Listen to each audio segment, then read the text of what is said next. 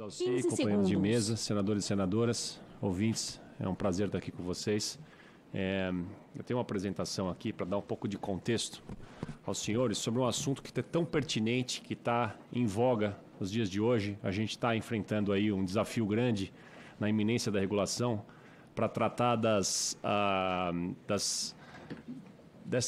desse fenômeno descontrolado que é essa oferta de apostas e as externalidades que estão derivando desse fenômeno. Pois bem, a regulamentação que foi concluída e está para ser de fato implementada nas próximas semanas e que deve estar finalmente consolidada no começo de janeiro, ela tem um grande desafio. Esse grande desafio é basicamente viabilizar a formalização desse mercado para que de fato a gente tenha as externalidades sendo controladas da forma mais efetiva possível.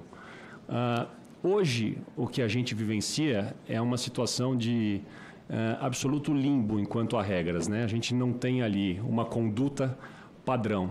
E para que uma conduta padrão possa de fato ser implementada, que a gente tenha essa canalização desse mercado para a formalidade, é fundamental que a gente tenha claro um conceito de que esse mercado, senador, ele tem que ser competitivo. A oferta tem que ser competitiva. Hoje, a concorrência desse mercado a ser regulado no Brasil é contra esse mercado paralelo, muitas vezes provido de fora do Brasil. Parece que são milhares de sites. Esse número exato ninguém conhece.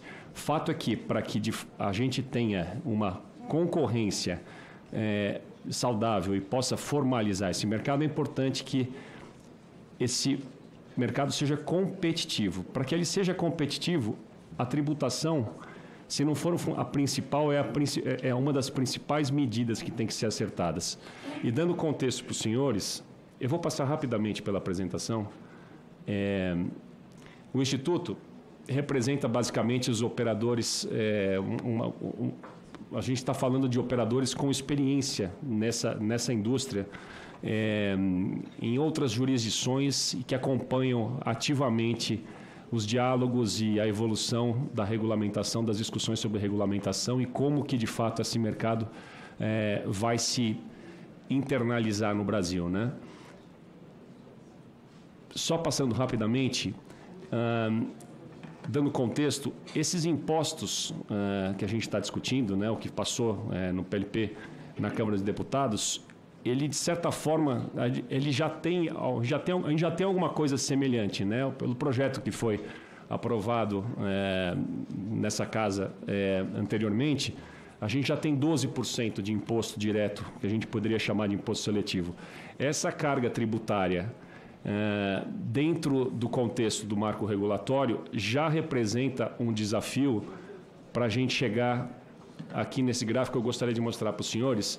O Brasil hoje, pela carga que nem começou a ser paga a partir de janeiro, que está ali naquela linha no eixo ali próximo de 20%, na verdade são 23,5%, ele de certa forma resulta numa canalização do mercado que pode estar ali entre 80% e 90%, que nós entendemos que é o desejável e comparável a regulamentações, a mercados que de fato conseguiram formalizar essa atividade de forma efetiva. Com o que a gente prevê com a reforma tributária, esses impostos que hoje são da ordem de 23,5%, eles devem chegar a 38,5%, sem considerar o seletivo. A gente já está falando de um aumento de carga que vai significar um desafio, que vai colocar a gente naquela linha vermelha, que a gente está chamando de pós-reforma. Essa carga representa um grande desafio para que a gente possa, de fato, ter um mercado local, formal, que trate das externalidades e que o Estado possa, de fato, estar monitorando o que está acontecendo. Você aumenta o imposto, você perde controle. Essa é basicamente a tônica que a gente coloca como Instituto para apreciação dos senhores. O que a gente está dizendo está em linha